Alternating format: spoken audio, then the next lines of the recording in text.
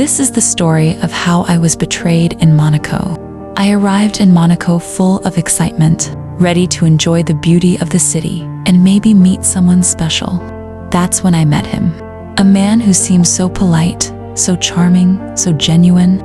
He made me believe he was different from the rest. We went to a lovely restaurant overlooking the port. I offered to pay for lunch because I wanted him to feel appreciated.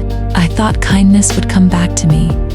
Afterwards, we walked through the elegant streets. Later that evening, we stepped into a stylish bar. The music was soft, the atmosphere was perfect. I ordered champagne for us, wanting to end the night with a sparkle.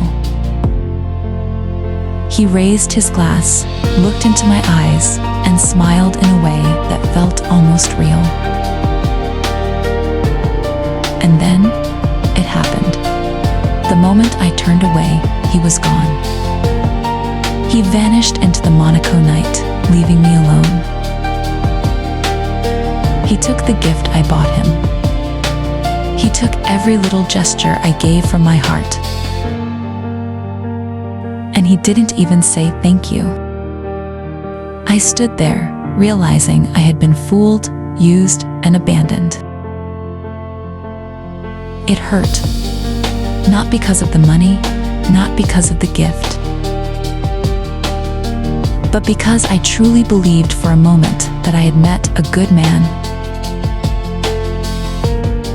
Instead, I was left with nothing but the feeling of betrayal. So I have to ask,